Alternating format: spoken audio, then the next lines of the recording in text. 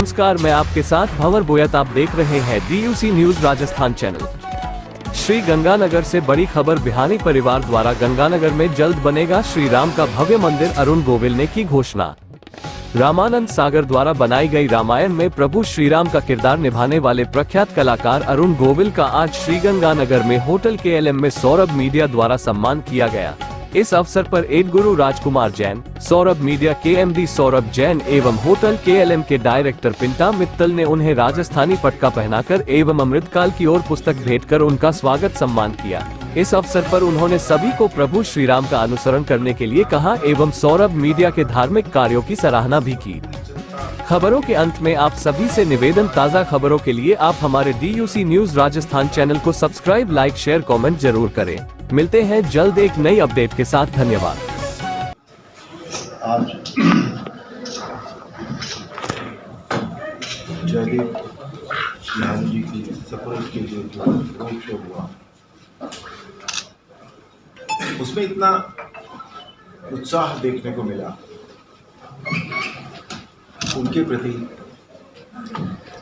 और ओवरऑल जो वार्मथ थी उसमें, उस पूरी रैली में, उससे एक बात मेरे दिमाग में आई थी उस समय। जो रैली खत्म होने के बाद मैंने उनसे कही, उस रैली में क्या, बल्कि अब जहाँ भी हम लोग जमा होते हैं, वो लोग जो सनातन धर्म से जुड़े हैं, वहाँ केवल एक ही ध्वनि, एक ही सुर सुनाई देता है, जय श्री राम, जय श्री राम, जय श्री राम। और आज एक तरह से ये कहें कि वो स्वर अपनी चरम पर था। तो मेरे दिमाग में एक बात आई और मैंने वो बात फिर उनके सामने रखी। मेरा ये कहने का मन किया था कि यहाँ जब इतनी बात हो रही है जय श्री राम की, जय श्री राम की, तो यहाँ एक भव्य मंदिर का निर्माण होना चाहिए श्री गंगानगर में, श्री राम मंदिर का। मैंने ये बात अपनी उनके सामने रखी और उन्होंने, बहुत खुशी की बात है कि इस बात को बगैर एक पल गंवाए स्वीकारा और साथ ही साथ संकल्प भी लिया कि वो यहाँ एक भव्य श्री राम मंदिर का निर्माण अवश्य करेंगे।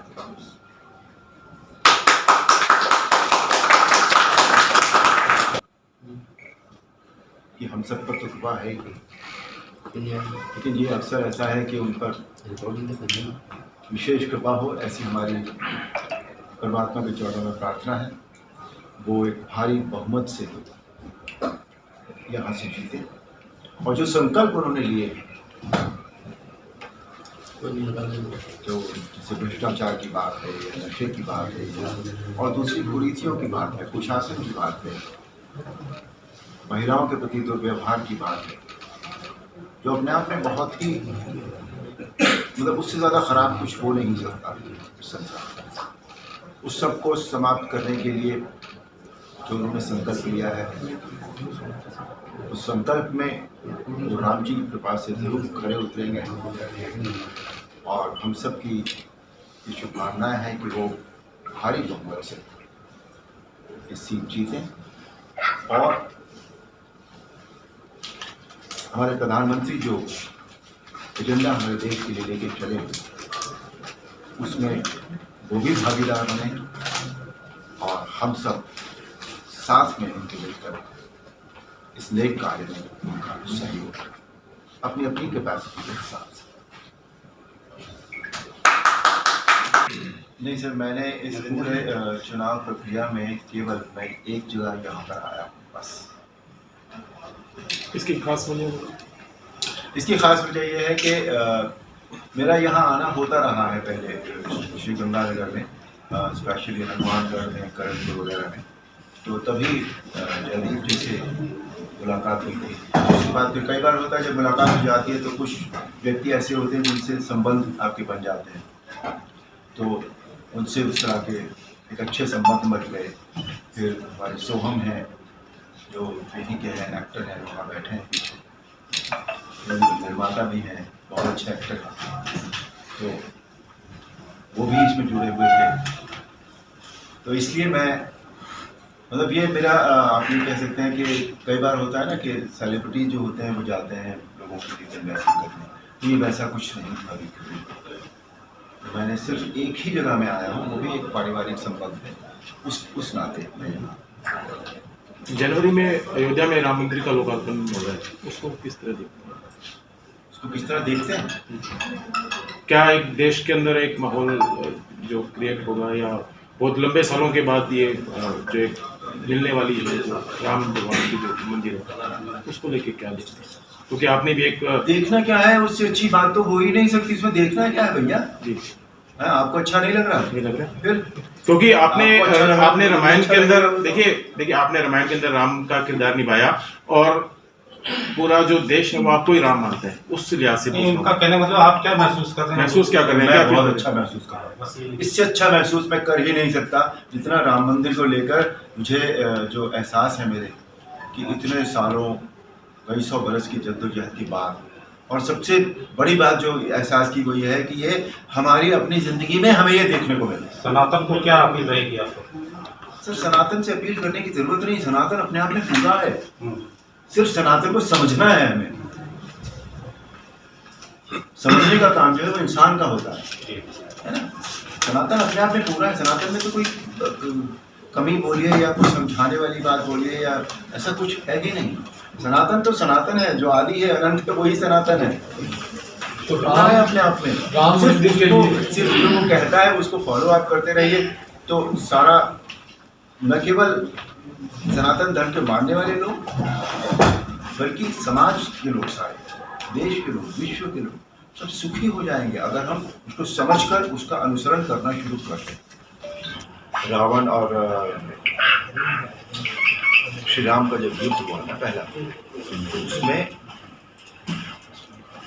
रावण का युद्ध सबसे हुआ था, युद्ध क्षेत्र में जब वो आया, हनुमान से हुआ, लक्ष्मण से हुआ, सबसे हुआ। और एक पल ऐसा आया कि जब राम जी के सामने वो पहुँचे संध्या होते होते, तो राम जी ने उनका रथ की ध्वजा, खड़ग पहिया हुई सब कुछ अस्त व्यस्त कर दिया। और फिर एक पल ऐसा आया कि जब सदैव रथ पर चलने वाला रावण धरती पर खड़ा था, और तब भगवान राम ने उससे क्या कहा, वो था वो।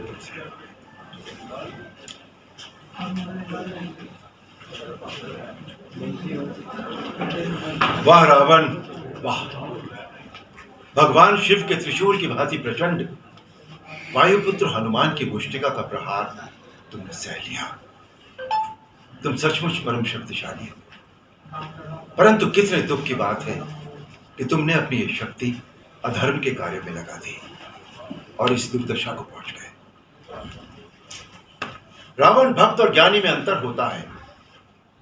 भक्त चाहे मूर्ख हो, परंतु हृदय का सच्चा और मन का सरल होता है। परंतु ज्ञानी तुम जैसा दुष्ट भी हो सकता है, जिसे स्वर्ण लंका के राज सिंहासन पर बैठकर भी जीवन की अपूर्णता का कांटा चुभ रहा है। तुम्हारे जीवन में इस समय अशांति, चिंता और तड़प के अतिरिक्त और कुछ भी नहीं है। तुम्हारे जैसे हर दुराचारी को एक समय इस बात का आभास हो जाता है कि उसका अंत समय निकट आ गया है, और तब वो एक घायल सांप की भांति अपनी सुरक्षा की बिल ढूंढता फिरता है, लेकिन उसे कहीं सुरक्षा नहीं मिलती। वही अवस्था इस समय तुम्हारी है। तुम्हारे पाप कर्मों के विष के प्रभाव ने तुम्हारे मन की शांति को जला दिया है, और तुम उस पाप के विषैले कांटे की चुभन को छुपाने के लिए ऊंची ऊंची आवाज में बड़ी बड़ी डींगे मार रहे हो, जिन्हें तुम्हारा अपना मन भी सच नहीं मानता। रावण, इसी का नाम है दुर्दशा। युद्ध जीतने के लिए धर्म और आध्यात्मिक शक्ति की आवश्यकता होती है। पाश्विक बल और अस्त्र शस्त्रों की गिरने की आवश्यकता नहीं होती। तुमने एक समय लक्ष्मण से कहा था कि हमारे यहां नीति होती है, धर्म होता है। हमारे यहां युद्ध का भी एक धर्म होता है कि हम निहत्थे शस्त्रहीन शत्रु पर कभी वार नहीं करते। यह है रघुवंशियों की वीरता। अब जाओ, कल फिर अस्त्र लेकर आना। अगले दिन रावण फिर अस्त्र लेकर युद्ध क्षेत्र में आया और अंत अनीति पर नीति की विजय हुई, अन्याय पर न्याय की विजय हुई, असत्य पर सत्य की विजय हुई और अधर्म पर धर्म की विजय हुई। जय श्री राम।